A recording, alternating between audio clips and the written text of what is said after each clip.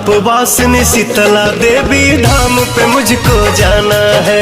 प्रताप वासिनी शीतला देवी धाम पे मुझको जाना है।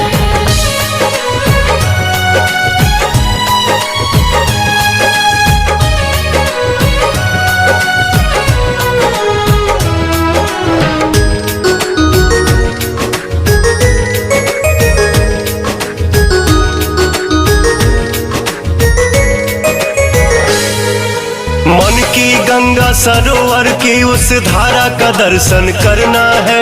पाप मुक्त हो दुख व दर्द से चल के हमें उबरना है। जय जय मां, जय जय मां। मन की गंगा सरोवर की उस धारा का दर्शन करना है। पाप मुक्त हो दुख व दर्द से चल के हमें उबरना है।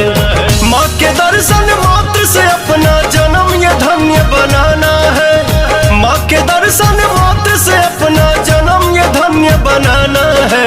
प्रताप वासिनी शीतला देवी धाम पे मुझको जाना है।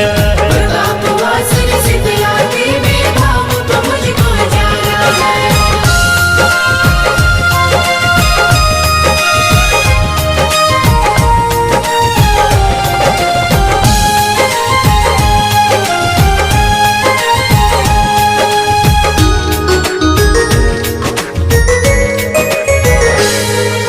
कटरा मेदिनीगंज में पावन लागे सुहावन शीतला धाम। संगम भैया सेवक बन के भजन है गाते सुबह शाम। जय जय मां, जय जय मां। कटरा मेदिनीगंज में पावन लागे सुहावन शीतला धाम। संगम भैया सेवक बन के भजन है गाते सुबह शाम। पवन व प्यारे लाल को जाके भेंट में चुनर चढ़ाना है। पवन व प्यारे लाल को जाके भेंट में चुनर चढ़ाना है। प्रताप वासिनी शीतला देवी धाम पे मुझको जाना है। प्रताप वासिनी शीतला